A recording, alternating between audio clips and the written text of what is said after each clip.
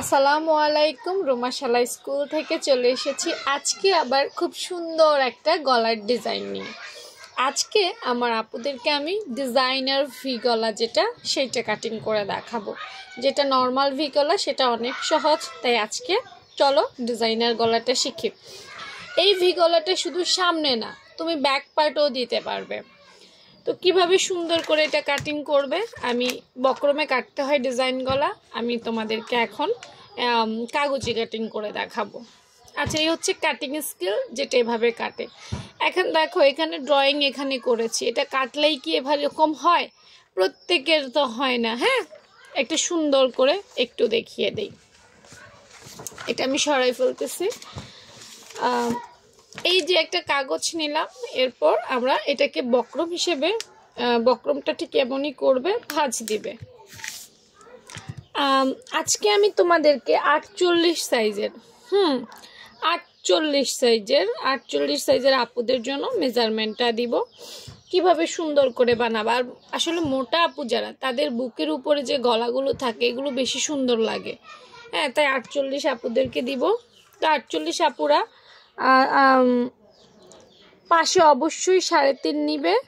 মেজারমেন্টগুলো খেয়াল করো, 48 3.5। হ্যাঁ, এবং এটা বক্রমে কাটবে।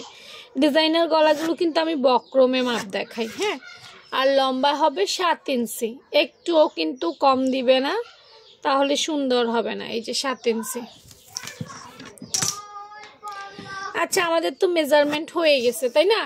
এখন আমরা কাটিং স্কেলে চলে যাব। কাটিং স্কেল করার জন্য প্রথমে আমরা কি করব, উপর থেকে লম্বা একটা মাপ নেব। এখান থেকে এখান থেকে আমরা 2.5 ইঞ্চির মধ্যে মার্ক নিব।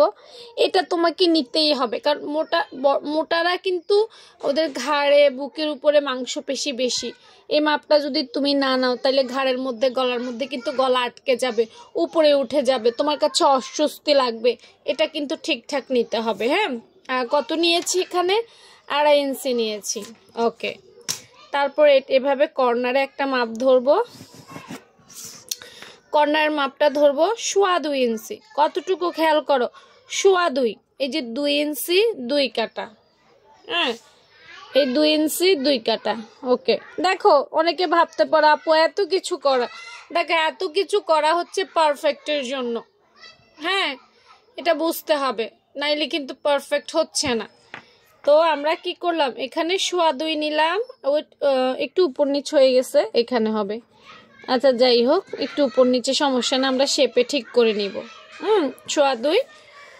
এবং খেয়াল করো, আমরা প্রথমে যেটা করব, এখান থেকে এটাকে কয়েকটা কাটিং স্কিলে আছে, আমরা এখান থেকে এটাকে ডিরেক্ট এইভাবে দেওয়ার চেষ্টা করব। হ্যাঁ, তাহলে আমাদের যে ভিড় কোণাটা সেটা এখান থেকে সুন্দর আসবে। যেহেতু এটা মোটা আপুদের জন্য, আমরা ইংরেজি ভি ওটা সোজা থাকে, তাই না? মানে কোণা থাকে, আমরা কিন্তু এখানে কোণা ক্রিয়েট করতে হবে। উপরে রাউন্ড করতে হবে, ঠিক আছে, এটা বডির জন্য, বাট নিচে কিন্তু আমাদের কর্নার বা কোণা থাকতে হবে। হ্যাঁ, এই জিনিসটা তোমাকে মনে রাখতে হবে। আচ্ছা, কোণা করার পর আমাদেরকে যেটা করতে হবে, খেয়াল করো, কর্নার করার পর আমরা এখান থেকে এখানে এখন শেপটা রাউন্ড করে দিয়ে দিতে পারবো। এখানে জাস্ট এখানে মিলিয়ে দেব। মোটা আপুদের বেশি একটা ঝামেলা নাই। দেখো, এই এখান থেকে শেপটা এখানে তুলে দিব, রাউন্ড করে দিতে হবে। ব্যাস, এভাবে করলে আমাদের কিন্তু হয়ে যাচ্ছে। দেখো, এটা কিন্তু সোজা, এইটুক কিন্তু সোজা, মনে রাখতে হবে। এইটুক সোজা, তারপর আস্তে আস্তে আস্তে আস্তে আস্তে আস্তে কি হয়ে যাচ্ছে, হালকা হালকা রাউন্ড হয়ে যাচ্ছে। এবং ঠিক এখানে হালকা রাউন্ড এসে থামবে, তারপর আবার আমরা এইভাবে সোজা উঠে যাব। কাটিং তো সবাই করে, সবার গলা সুন্দর হয় না কেন, পারফেক্ট হয় না কেন? প্র্যাকটিস এভাবে করবে। তারপর যদি সুন্দর না হয়, তাহলে কমেন্ট সেকশনে আইসা বইলো যে আপু তোমার নিয়ম ফলো করছি বাট সুন্দর হয় নাই। ঠিক আছে, চলো এবার খুলে দেখি গলাটার লুক কেমন এসেছে। এই যে দেখো, গলাটার লুক এমন এসেছে। এখন তোমরাই চিন্তা করো গলাটা কেমন হয়েছে, কমেন্ট সেকশনে জানাতে ভুলবে না। আর আরেকটা কথা বলি, এই ভি শুধু যে জামায় দেয় তা না, কোটিতে, তারপর আংরাক্ষা কাটিং, বিভিন্ন জামার মধ্যে কিন্তু এই গলাটা প্রয়োজন হয়।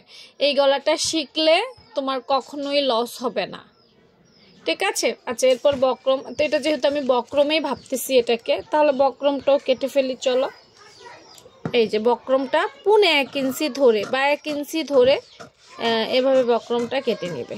তারপর কিভাবে অ্যাটাচ করবে সেগুলো তো আসলে সেলাইয়ের ব্যাপার, আমি সেলাইও দেখাই। যারা নিয়মিত আমার পেজ ফলো রাখো, ভিডিওগুলো দেখো নিয়মিত, তারা তো সুন্দর করেই শিখতে পারো, তাই না? সেলাইয়ের এক একটা ধাপ আছে, প্রত্যেকটা ধাপ শিখতে চাইলে পেজটা ফলো রেখো। ওকে, এই যে হয়ে গেল। একটুকু আমাদের গলার মধ্যে থাকবে, বাকিটা ভি ক্রিয়েট হবে। তো ভালো থেকে সবে, আজকের মতো এখানেই শেষ। আল্লাহ হাফেজ।